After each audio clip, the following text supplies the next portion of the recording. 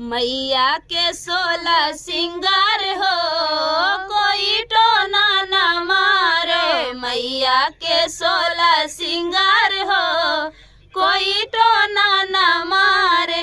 रूपवा सुनर चटकार हो, कोई टोना न मारे। रूपवा सुनर चटकार हो, कोई टोना न मारे। मैया के 16 सिंगार हो, कोई टोना न मारे। मैया के 16 सिंगार हो, कोई टोना न मारे। टोना त मारे बजजवा बेटौआ, टोना त मारे बजजवा बेटौआ। जेकर चुनरिया न मोल हो, कोई टोना न मारे। जेकर चुनरिया न मोल हो, कोई टोना न मारे। मैया के 16 सिंगार हो, कोई टोना न मारे। मैया के 16 सिंगार हो,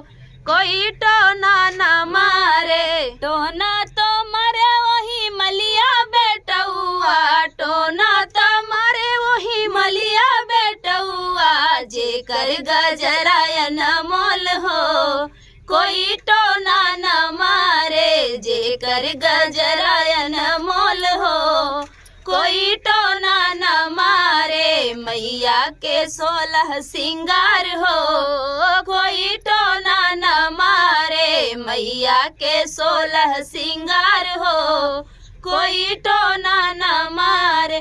टोना त मारे वही अहिरा बेटौआ, टोना त मारे वही अहिरा बेटौआ। जेकर दधिया न मोल हो, कोई टोना न मारे। जेकर दधिया न मोल हो, कोई टोना न मारे। मैया के 16 सिंगार हो, कोई टोना न मारे। मैया के 16 सिंगार हो, कोई टोना न मारे।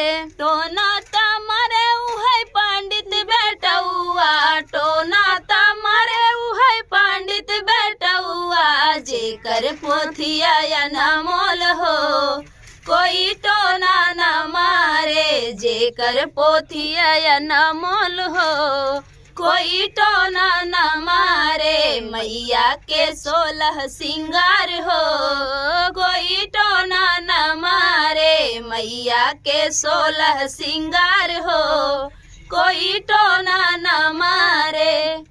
तो फ्रेंड, गीत कैसा लगा, देवी जी का गीत आप लोग को कैसा लगा कमेंट बॉक्स बताना, और सिस्टर के चैनल को ज़्यादा से ज़्यादा सपोर्ट करना। जय माता दी सभी को।